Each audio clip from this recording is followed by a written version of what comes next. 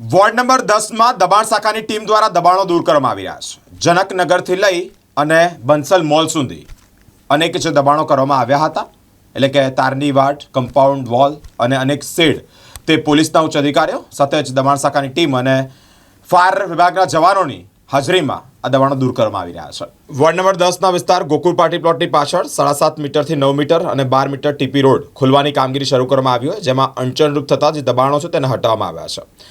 જનકનગરથી લઈ બંસલ મોલ સુધી TP road ખોલવાની પ્રક્રિયા હાથ ધરવામાં આવી છે, જેમાં અડધો રોડ, જેમાં કમ્પાઉન્ડ વોલ, ઓટલા અને તારની વાડ તે હટાવવામાં આવ્યા છે। ફાયર વિભાગના જવાનો અને પોલીસ વિભાગની ટીમ સાથે જ ડીડીઓની ટીમ હાજર રહી છે અને આ કામગીરી હાથ ધરી છે।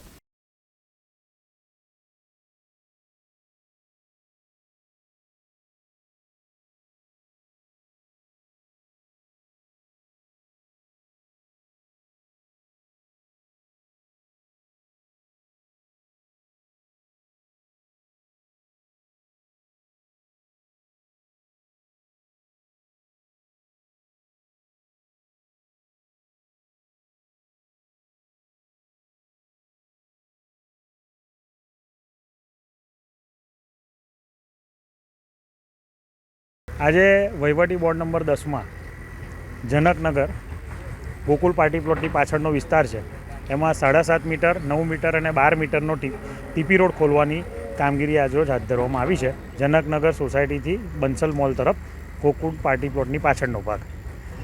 એમાં કઈ પ્રકારના સોસાયટીના કયા પ્રકારના દબાણો દૂર કર્યા? એમાં કમ્પાઉન્ડ વોલ છે, ઓટલા છે, ફેન્સિંગ છે, એ રીતના જે લોકોના દબાણ છે રોડ રસ્તામાં આવેલા છે એ બધા દૂર કરેલ છે આજે। અને કઈ કઈ ટીમ સાથે રાખીને આ કામગીરી હાથ ધરી? આજરોજ દબાણ શાખાની ટીમ, ટીડીઓનો સ્ટાફ, ફાયરની team, Gotri police station, SRP, health, street light, આ તમામ વિભાગોને સાથે રાખી અને આજરોજ કામગીરી હાથ ધરવામાં આવી છે।